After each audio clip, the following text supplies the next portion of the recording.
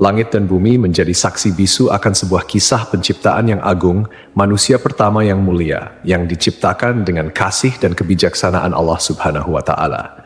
Nabi Adam alaihissalam diberikan amanah sebagai nabi pertama yang dipilih oleh Allah untuk menyampaikan tauhid dan menjadi pemimpin pertama di bumi. Allah Subhanahu wa Ta'ala memberitahukan kepada para malaikat tentang keinginannya untuk menciptakan Nabi Adam alaihissalam dan keturunannya. Para malaikat bertanya untuk mencari tahu hikmah di balik penciptaan Adam dan keturunannya, bukan untuk membantah, menghina, atau dengki terhadap keturunan Adam seperti yang dipahami oleh sebagian mufasir. Mereka berkata, apakah engkau hendak menjadikan orang yang merusak dan menumpahkan darah di sana? Menurut salah satu pendapat, kerusakan dan pertumpahan darah sudah pernah terjadi sebelum Nabi Adam alaihissalam diciptakan, dan hal itu dilakukan oleh para jin dan sekelompok jin lainnya. Jin sudah ada 2000 tahun sebelum Adam alaihissalam diciptakan, dan mereka saling menumpahkan darah. Kemudian Allah Subhanahu wa Ta'ala mengirim sepasukan malaikat untuk menghalau mereka ke semenanjung lautan. Menurut pendapat lain, para malaikat mengatakan demikian karena mereka tahu bahwa makhluk-makhluk yang diciptakan dari unsur bumi biasanya berwatak demikian. Lalu Allah Subhanahu wa Ta'ala menjawab pertanyaan para malaikat, "Aku mengetahui apa yang tidak kalian ketahui." Artinya, Allah mengetahui maslahat besar di balik penciptaan manusia yang tidak mereka ketahui. Di antaranya akan muncul para nabi, rasul, orang-orang syidikin, dan syuhada dari keturunan Nabi Adam alaihissalam. Allah Subhanahu wa Ta'ala telah menciptakan Nabi Adam alaihissalam berdasarkan bentuknya. Nabi Adam alaihissalam diciptakan dari tanah yang diambil dari berbagai hamparan bumi.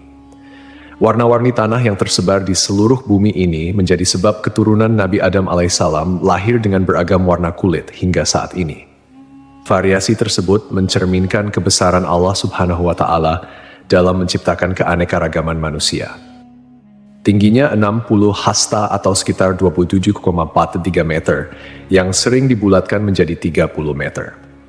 Hal ini selaras dengan penelitian yang dimuat dalam jurnal Madaha Yisrael Be'Anglit Variet, yang menyatakan bahwa tinggi rata-rata manusia zaman dahulu 90 kaki atau sekitar 7,43 meter, seperti yang dijelaskan dalam hadis. Allah Subhanahu wa Ta'ala telah menciptakan Nabi Adam alaihissalam berdasarkan bentuknya dengan tinggi 60 hasta. Kemudian Allah Subhanahu wa Ta'ala berfirman, "Pergilah dan berilah salam kepada para malaikat, dan dengarkanlah apa yang mereka katakan kepadamu. Itulah kehormatan bagimu dan keturunanmu."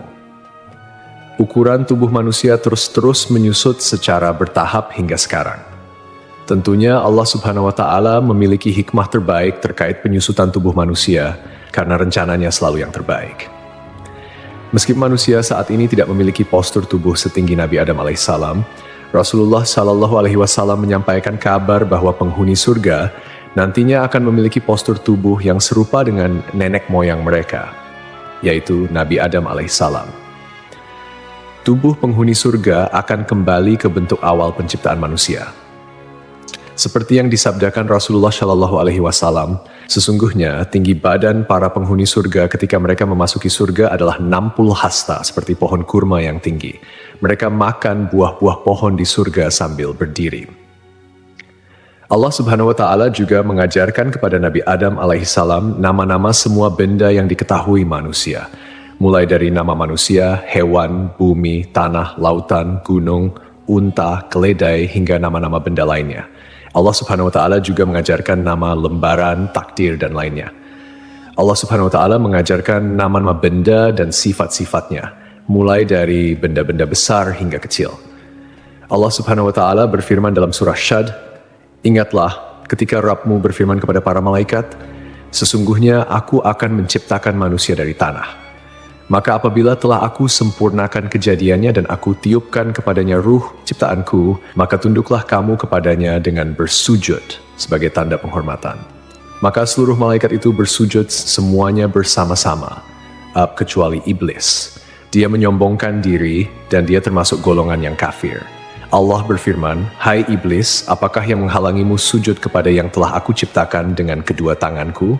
Apakah kamu menyombongkan diri ataukah kamu merasa termasuk orang-orang yang lebih tinggi?" Iblis berkata, "Aku lebih baik daripadanya, karena engkau ciptakan aku dari api, sedangkan dia engkau ciptakan dari tanah." Allah berfirman, "Maka keluarlah kamu dari surga, sesungguhnya kamu adalah orang yang terkutuk, dan sesungguhnya kutukanku tetap atasmu sampai hari pembalasan." Iblis berkata, "Ya Tuhanku, tangguhkanlah aku sampai pada hari mereka dibangkitkan." Allah berfirman, "Maka sesungguhnya kamu termasuk golongan yang diberi penangguhan sampai pada hari yang telah ditentukan waktunya, yaitu hari kiamat." Iblis menjawab, "Demi kemuliaanmu, pasti aku akan menyesatkan mereka semuanya, kecuali hamba-hambamu yang terpilih di antara mereka." Allah berfirman, "Maka yang benar adalah sumpahku, dan hanya kebenaran itulah yang aku katakan. Sungguh, aku akan memenuhi neraka jahanam dengan kamu dan dengan orang-orang yang mengikutimu di antara mereka semuanya." Surah Syad 71 hingga 78. Hasan al-Basri menuturkan iblis sama sekali bukan golongan malaikat. Pada mulanya, iblis berasal dari golongan jin. Namun, kala mereka berbuat onar di bumi, Allah mengutus sepasukan malaikat, membunuh dan mengusir mereka ke semenanjung-semenanjung lautan. Iblis termasuk di antara jin yang ditawan, kemudian dibawa naik ke langit, dan kemudian ia singgah di sana. Saat para malaikat diperintahkan bersujud, iblis enggan menuruti perintah itu. Ibnu Mas'ud menyatakan, iblis pada mulanya adalah pemimpin para malaikat di langit paling bawah. Ibnu Abbas menambahkan, namanya Azazil. Riwayat lain menyebutkan namanya Harits. Ada juga yang menyatakan, iblis berasal dari salah satu golongan malaikat bernama jin. Mereka bertugas menjaga surga. Ia termasuk yang paling mulia, paling banyak ilmu dan ibadah di antara mereka dan memiliki 4 sayap. Namun kemudian Allah mengubah wujudnya menjadi setan yang terkutuk. Allah memerintahkan Adam alaihissalam untuk tinggal di surga bersama istrinya. Allah berfirman, "Dan kami berfirman, wahai Adam, tinggallah engkau dan istrimu di dalam surga dan makanlah dengan nikmat berbagai makanan yang ada di sana sesukamu. Tetapi janganlah kamu dekati pohon ini, nanti kamu termasuk orang-orang yang zalim." Al-Baqarah 35. Iblis dikeluarkan dari surga dan Adam ditempatkan di surga. Adam berjalan di sana seorang diri tanpa seorang istri mendampingi agar bisa merasa senang. Adam lalu terlelap sesaat. Setelah bangun, ternyata ada seorang wanita duduk di dekat kepalanya. Ia diciptakan Allah dari tulang rusuk Adam. Adam bertanya, "Kamu siapa?" "Aku seorang wanita," jawab Hawa. "Kenapa kau diciptakan?" tanya Adam. "Agar kau merasa senang padaku," jawabnya. Para malaikat kemudian bertanya kepada Adam karena mereka tahu luasnya ilmu Adam. "Siapa namanya, wahai Adam?" Nabi Adam menjawab, "Namanya Hawa." "Kenapa disebut Hawa?" tanya para malaikat. "Karena ia diciptakan dari benda hidup," jawab Adam. Hawa diciptakan dari tulang rusuk sebelah kiri yang paling pendek saat ia tidur. Kemudian tulang tersebut diganti dengan daging. Setelah Hawa diciptakan dan hidup bersama Adam di surga, di dalam surga tersebut, Adam dan Hawa memperoleh bimbingan, tuntunan, perintah, dan larangan dari Allah, sebagaimana yang diberikan kepada umat manusia di dunia. Allah mengizinkan keduanya menikmati segala jenis makanan yang ada di surga, kecuali buah dari pohon terlarang. Para mufasir memiliki beragam pendapat terkait pohon dan buah terlarang ini. Sebagian ulama berpendapat yang dimaksud adalah pohon anggur. Orang-orang Yahudi mengatakan pohon yang dimaksud adalah gandum. Biji-bijian gandum ini lebih lembut dari keju dan lebih manis dari madu. Sebagian ulama lain mengatakan bahwa buah tersebut adalah kurma. Sementara Abu Aliyah menyatakan, siapapun yang memakan buah pohon tersebut pasti mengeluarkan hadas, dan di surga tidak patut ada hadas. Perbedaan pendapat ini intinya hampir sama. Allah sengaja tidak menyebut buah apa persisnya. Andai ada maslahat di balik penyebutan nama buah yang dimaksud, tentu sudah Allah sebutkan, sama seperti hal-hal lain yang tidak disebutkan namanya dalam Al-Quran. Lalu iblis berusaha mengeluarkan Adam alaihissalam karena iri dengan kemuliaan yang diberikan oleh Allah kepadanya. Tipu daya berupa bujukan dan rayuan dilakukan oleh iblis agar dapat mengeluarkan keduanya dari surga. Iblis membisikkan pikiran jahat dan berkata kepada Adam, "Wahai Adam, maukah aku tunjukkan kepadamu pohon keabadian dan kerajaan yang tidak akan binasa? Rabbmu hanya melarang kamu berdua mendekati pohon ini dan melarang kalian berdua memakan buah ini, tidak lain agar kalian berdua tidak menjadi malaikat atau kekal selamanya di surga." Artinya, jika kalian berdua memakan buah itu, kalian berdua menjadi malaikat atau kekal selamanya di surga. Dan setan bersumpah kepada keduanya, "Sesungguhnya aku ini benar-benar termasuk para penasehat." Setan membujuk mereka dengan tipu daya. Hawa lebih dulu memakan buah pohon tersebut, dan dialah yang menyebabkan Adam memakannya. Andai saja Hawa tidak mengkhianati suaminya, Adam tidak akan memakan buah pohon terlarang tersebut. Ketika mereka mencicipi buah pohon itu, tampaklah oleh mereka auratnya. Saat itu kedua mata Adam dan Hawa terbelalak dan keduanya mengetahui bahwa mereka telanjang. Kemudian keduanya mencari dedaunan buah tin lalu mereka gunakan sebagai untuk menutupi aurat mereka. Rasulullah bersabda, "Sungguh, Allah menciptakan Adam, lelaki berbadan jangkung, berambut lebat, seakan-akan pohon kurma menjulang tinggi. Saat memakan buah pohon, pakaiannya terlepas dan bagian pertama yang terlihat adalah auratnya. Saat melihat auratnya, Adam berlari di surga. Allah memerintahkan dua malaikat untuk mengeluarkan Adam dan Hawa dari dekatnya. Jibril kemudian melepas tiara dari kepala Adam dan Mikail melepas mahkota dari keningnya. Dahan sebuah pohon kemudian mengait hingga Adam mengira hukuman disegerakan untuknya. Adam menundukkan kepala dengan mengatakan, "Ampun, ampun." Allah berfirman, "Apa kau melarikan diri dariku?" Adam menjawab, "Bukan, tapi karena aku malu padamu, wahai penolongku." Rabb menyeru mereka, "Bukankah aku telah melarang kamu dari pohon itu dan aku telah mengatakan bahwa sesungguhnya setan adalah musuh yang nyata bagi kamu berdua?" Keduanya berkata, "Ya Rabb kami telah menzalimi diri kami sendiri." Setelah menyadari kesalahannya, Adam dan Hawa meminta pertaubatan kepada Allah. Pertaubatan Adam dan Hawa diterima oleh Allah, namun Allah tetap memberikan hukuman akibat pelanggaran yang dilakukan oleh Adam dan Hawa. Keduanya dikeluarkan dari surga dan diturunkan ke bumi. Turunlah kalian dari surga menuju bumi, dan kalian akan menjadi musuh satu sama lain. Kalian akan memiliki tempat tinggal di bumi sampai batas waktu tertentu. 24 hingga 25. Rasulullah bersabda, "Hari terbaik yang matahari terbit pada hari itu adalah hari Jumat. Pada hari itu Adam diciptakan, pada hari itu ia dimasukkan ke surga, dan pada hari itu ia dikeluarkan darinya." Para ulama memiliki pendapat yang berbeda mengenai lokasi diturunkannya Adam dan Hawa di bumi. Pendapat mayoritas menerima bahwa Adam dan Hawa diturunkan ke bumi pada dua tempat yang berbeda dan kemudian bertemu di Arafah. At-Tabari, At-Tabrani, Abu Nuaim, dan Ibnu Asakir meriwayatkan bahwa Adam alaihi salam diturunkan ke bumi di India. Pendapat ini diperoleh dari hadis yang disampaikan oleh Abdullah bin Umar dan Abdullah bin Abbas. Sementara itu, menurut pendapat ini, Hawa diturunkan di Jeddah. Riwayat lain menyatakan bahwa Adam dan Hawa diturunkan di Shofa dan Marwah, di mana Adam di Shofa sedangkan Hawa di Marwah.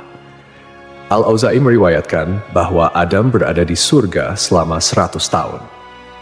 Riwayat lain menyebutkan 60 tahun, menangisi surga selama 70 tahun, menangisi kesalahannya selama 70 tahun, dan menangisi anaknya yang dibunuh selama 40 tahun. Jika memang benar hari di mana Adam diciptakan dan dikeluarkan dari surga, sama seperti hari Jumat dalam ukuran dunia, pendapat ini masih perlu dikaji lebih jauh. Dan jika Adam dikeluarkan dari surga pada hari yang berbeda dengan hari ia diciptakan, atau kita katakan bahwa ukuran hari tersebut adalah sama seperti 6.000 tahun untuk ukuran hari-hari dunia, seperti yang diriwayatkan dari Ibnu Abbas, Mujahid, Dahak, dan dipilih Ibnu Jarir, berarti Adam berada di surga dalam jangka waktu yang sangat lama. Ibnu Jarir menjelaskan seperti diketahui, Adam diciptakan pada saat terakhir hari Jumat, yang mana sesaatnya adalah selama 83 tahun dan 4 bulan. Karena saat Adam masih berbentuk tanah yang berwujud dan ruh belum ditiupkan, ia bertahan selama 40 tahun dalam kondisi seperti itu. Selanjutnya Adam berada di surga sebelum diturunkan dari sana selama 43 tahun. Wallahu alam. Lalu setelah sekian lama mereka pun dipertemukan kembali oleh Allah di Jabal Rahmah. Nabi Adam dan Hawa memulai kehidupan baru sebagai manusia biasa dan kembali menjalani kehidupan berdua sebagai pasangan suami istri. Mereka dikaruniai keturunan. Setiap kali melahirkan, Hawa melahirkan sepasang anak lelaki dan perempuan. Adam diperintahkan untuk menikahkan setiap anak lelaki dengan saudari kembar saudaranya, dan setiap anak perempuan dengan saudara kembar saudarinya. Tidak halal saudara perempuan menikah dengan saudara lelaki yang lahir bersamaan. Setelah itu, populasi manusia menyebar di berbagai belahan bumi. Hawa melahirkan 40 anak dalam 20 kali kehamilan.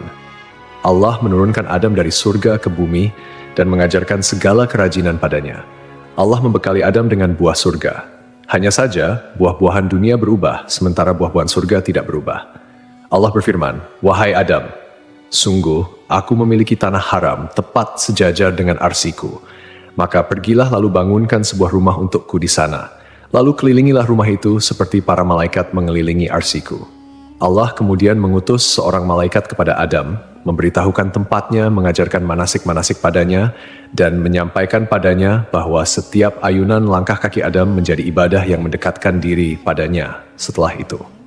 Diriwayatkan pula dari Ibnu Abbas, makanan pertama yang dimakan Adam di bumi berawal dari Jibril. Jibril datang dengan membawa 7 biji gandum. Adam bertanya, "Apa ini?" Jibril menjawab, "Ini adalah pohon yang dilarang untuk kau makan, lalu kau makan." "Apa yang harus aku lakukan dengan biji-bijian itu?" tanya Adam. "Tanamlah di bumi," jawab Jibril. Adam kemudian menanam biji-bijian gandum tersebut. Berat setiap bijinya lebih dari berat 100.000 biji gandum dunia. Gandum kemudian tumbuh, Adam lalu memanennya. Setelah itu, Adam memisahkan kulit dan isi biji gandum, kemudian menampi. Setelah itu, ia tumbuk, membuat adonan, dan ia jadikan roti. Kemudian, setelah melalui jerih payah yang cukup melelahkan, Adam alaihissalam pun memakannya. Pakaian pertama Adam alaihissalam dan Hawa berasal dari bulu domba. Adam menggerus bulu-bulu domba lalu ia tenun dan dibuat jubah untuk ia kenakan, serta baju panjang dan kerudung untuk Hawa. Setelah bertemu dan kembali menjalani kehidupan berdua sebagai pasangan suami istri, mereka dikaruniai keturunan. Saat itu, setiap kali Hawa melahirkan, akan selalu lahir anak kembar laki-laki dan perempuan. Kelahiran anak kembar pertama diberi nama Kabil dan Iklima. Kemudian kelahiran anak kembar kedua diberi nama Habil dan Labuda. Ketika anak-anak Nabi Adam alaihissalam dan Hawa tumbuh dewasa, mereka pun memiliki karakter dan sifat yang berbeda. Kabil mempunyai sifat yang keras, sedangkan Habil mempunyai sifat yang lebih lemah lembut dan sabar. Kemudian, anak perempuan Iklima menjadi remaja yang memiliki paras yang cantik, sementara Labuda biasa-biasa saja. Seiring bertambahnya usia, mereka mulai tertarik pada lawan jenis. Hingga Allah menurunkan kepada Nabi Adam alaihissalam dan Hawa bahwa keempat anaknya harus dinikahkan sesuai aturan yang tidak memperbolehkan pernikahan dengan anak kembar. Dengan kata lain, Kabil tidak bisa menikah dengan Iklima, begitupun Habil yang tidak bisa menikahi Labuda. Setelah Nabi Adam alaihissalam menyampaikan aturan pernikahan kepada saudara kembarnya, ternyata Kabil menolak dan mengatakan ingin menikah dengan Iklima yang tidak lain merupakan saudara kembarnya sendiri. Untuk menyelesaikan perselisihan antara anak laki-lakinya, Nabi Adam alaihissalam mengajukan solusi yaitu Kabil dan Habil harus berkurban, lalu kurbannya diterima di sisi Allah, sehingga dialah yang berhak menikah dengan Iklima. Setelah itu, Adam pergi untuk menunaikan ibadah haji ke Mekkah dan menitipkan anak-anaknya kepada langit. Tapi langit enggan menerima permintaannya itu. Adam kemudian menitipkan anak-anaknya kepada bumi dan gunung, namun mereka semua menolak. Kabil justru menerima permintaan ayahnya untuk menjaga saudara-saudaranya. Kabil, seorang petani sombong, menyiapkan seikat gandum dengan kualitas yang jelek. Sedangkan Habil, yang merupakan seorang peternak, menyiapkan seekor kambing gemuk untuk dikorbankan. Kurban keduanya disimpan di tengah lapangan. Tak lama kemudian, Allah menurunkan api dan memakan kurban Habil, sementara kurban milik Kabil dibiarkan. Artinya, Allah menerima kurban Habil dan diperbolehkan menikah dengan Iklima. Suatu malam, Habil tidak kunjung pulang mengembala kambing. Setelah mencari-cari, Kabil bertemu Habil. Kabil berkata pada Habil, "Kurbanmu diterima sementara kurbanku tidak." Habil menyahut, "Sesungguhnya Allah hanya menerima amal dari orang yang bertakwa." Kabil marah saat itu dan memukulkan benda tumpul yang ia bawa hingga Habil meninggal dunia. Allah berfirman, "Dan ceritakanlah Muhammad yang sebenarnya kepada mereka tentang kisah kedua putra Adam ketika keduanya mempersembahkan kurban, maka kurban salah seorang dari mereka berdua, Habil, diterima dan dari yang lain tidak diterima. Dia berkata, 'Sungguh aku pasti membunuhmu.' Dia Habil berkata, 'Sesungguhnya Allah hanya menerima amal dari orang yang bertakwa. Sungguh, jika engkau menggerakkan tanganmu kepadaku untuk membunuhku, aku tidak akan menggerakkan tanganku kepadamu untuk membunuhmu. Aku takut kepada Allah, Rabb seluruh alam. Sesungguhnya aku ingin agar engkau kembali dengan bawa dosa membunuhku dan dosamu sendiri, maka engkau akan menjadi penghuni neraka. Peristiwa itu menjadi pembunuhan pertama di bumi. Karena ketakutan dan bingung, ia tidak tahu bagaimana cara menyembunyikan Habil yang sudah mati. Kabil berusaha membuangnya ke laut, tetapi ombak mendorong tubuh Habil hingga ke tepian. Akhirnya Kabil memohon ampun kepada Allah dan bertaubat atas segala perbuatannya. Sampai akhirnya Kabil melihat seekor burung gagak di atas pohon dan seekor burung gagak mati. Burung gagak yang masih hidup membawa burung gagak yang mati itu ke tanah. Burung gagak tersebut kemudian membuat lubang di tanah dan mendorong gagak yang mati itu ke dalamnya. Kabil akhirnya paham dan meniru cara burung gagak itu. Mengenai lokasi terbunuhnya Habil, menurut keterangan beberapa ulama, berada di kawasan pegunungan Kasyun sebelah utara Damaskus. Terdapat sebuah gua bernama Gua Dam yang dikenal sebagai tempat Kabil membunuh saudaranya, Habil. Reaksi Nabi Adam ketika mengetahui bahwa Habil dibunuh oleh Kabil digambarkan dalam beberapa riwayat, meskipun tidak secara langsung dicatat dalam Al-Quran. Ketika berita kematian Habil sampai kepada Adam, ia merasakan kesedihan yang mendalam dan hancur melihat salah satu anaknya melakukan tindakan yang sangat tragis dan tidak bermoral. Kesedihan ini menjadi ujian baginya sebagai seorang ayah, dan ia berusaha mengajarkan anak-anaknya tentang akibat dari perbuatan buruk serta pentingnya menjaga hubungan baik antar saudara. Nabi Adam mengingat kembali ajaran yang diberikan Allah mengenai persaudaraan dan kebaikan, sehingga ia merasa sangat terpukul oleh tindakan Kabil yang mengakibatkan pembunuhan pertama di bumi. Dalam kesedihannya, Adam berdoa kepada Allah memohon ampunan dan petunjuk atas apa yang telah terjadi. Dia juga berusaha untuk menjelaskan kepada Kabil tentang dampak dari tindakan buruknya, menekankan bahwa Allah hanya menerima amal dari orang yang bertakwa, dan bahwa setiap perbuatan memiliki konsekuensi. Melalui momen duka ini, Adam berusaha mengingatkan anak-anaknya untuk selalu kembali kepada kebaikan dan menjauhi segala bentuk kejahatan, mengajarkan mereka bahwa penyesalan dan tobat adalah jalan menuju pengampunan Allah. Dikisahkan sebelum akhir hayatnya, Nabi Adam alaihissalam meminta putranya untuk membawakan buah dari surga. Adam menginginkan setandan buah anggur surga. Anak-anaknya kemudian mencarikan buah anggur untuknya dan mereka berpapasan dengan para malaikat. Para malaikat bertanya, "Kalian hendak kemana, anak-anak Adam?" Mereka menjawab, "Ayah kami menginginkan setandan buah anggur surga." Para malaikat berkata, "Pulanglah, kalian sudah tidak perlu lagi mencari buah itu." Lalu, para malaikat mencabut nyawa Adam, memandikan, memberi kamper, dan mengafani jenazahnya. Jibril menyalatkan jenazahnya dan para malaikat syalat di belakangnya. Setelah itu, mereka mengubur jenazah Adam. Para malaikat selanjutnya berkata, "Inilah syariat kalian dalam mengurus jenazah." Kemudian, sebelum pergi, mereka berpesan agar kematian Adam menjadi pelajaran bagi umat.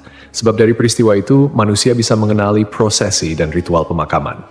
Adam meninggal dunia setahun setelah Hawa meninggal. Ulama berbeda pendapat terkait lokasi pemakaman Adam. Menurut riwayat yang masyhur, Adam dimakamkan di dekat sebuah gunung di India, tempat ia diturunkan dari surga. Menurut sumber lain, Adam dimakamkan di gunung Abu Qubais, Mekkah. Sumber lain menyebutkan, sebelum banjir besar terjadi, Nabi Nuh memindahkan jasad Adam dan Hawa dalam sebuah peti. Lalu ia makamkan di Baitul Maqdis, seperti yang disampaikan oleh Ibn Jarir.